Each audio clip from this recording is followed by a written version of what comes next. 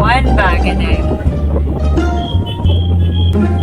1 hour later. Nadyo ko diri sa kuan ganay filter ba kay grabe ang akong breakout. Kasi kailangan mo tanaw no kung ako magtabi kaya kay pimples sa pino kayo.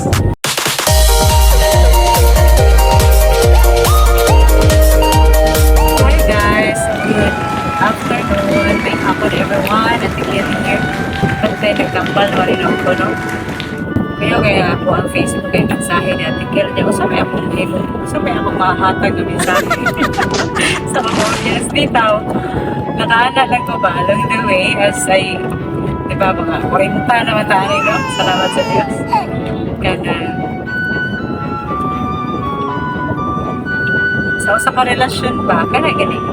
Especially kita mga babae, no? I don't know if sa akin, parang seldom na kainis mga lalaki may experience na ma-feel nila nga kung sa ilang worth o sa ilang value sa isang kababae. Kasi garang din naging mga babae magsigig.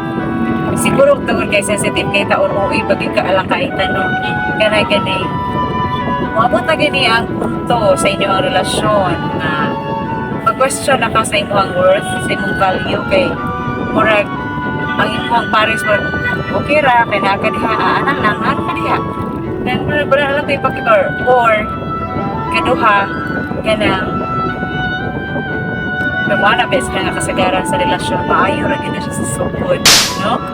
I don't know kung kuhaan kay. So far, pagsugod pa naman may ayo to ako mga nagian. Naamoy maayo, syempre, pero maraging anak ba? So, hindi na kayo masyak, no? Amoy mga na-experience pa rin nga na. So, ikatulo, magkano una is, question na kasi mong value, ikaduha, kana, kasi mong worth, ang ikaduha is,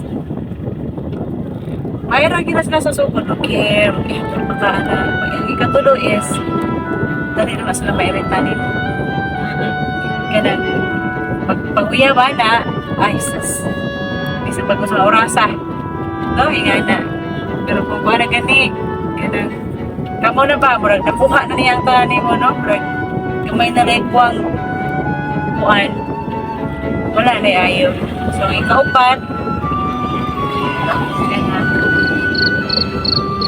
kana ganing wala gani ayaw ko ka na irritable siya nito pero maayo siya sa plan no?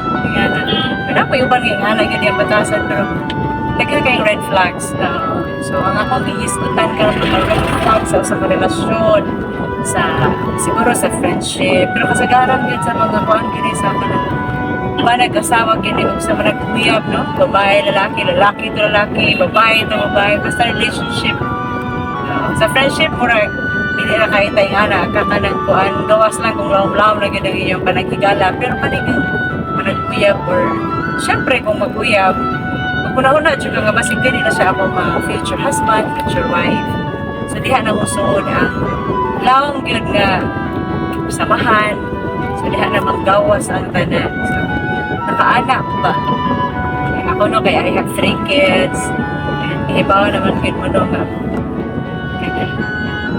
wa na kasi nabot so separated ko for almost 4 years na po no then ganyan isod pagrelasyon niya kanang mura tagdag na kay tagbasihan na.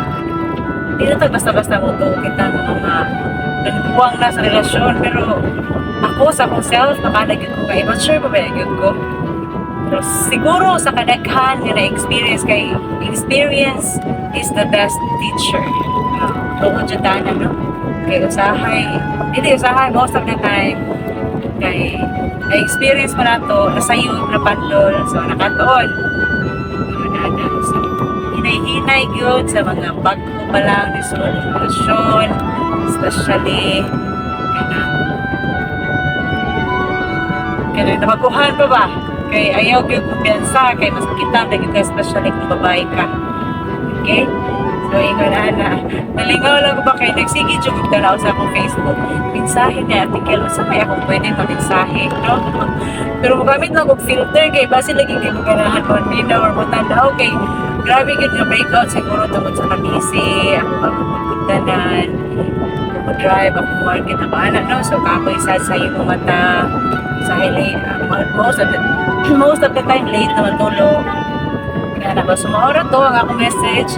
Ang mensahe ni Ate Kel para ninyo is that i-value gid kung sa inani ninyo kay basit baya o kanina kalimot na ka ba ka kana piyansa ra kay ka ba i-value lalaki man or babae ibuha man ang anak or unsay mo ginikan i-value ninyo ilang presensya okay so mura to taas no so, bye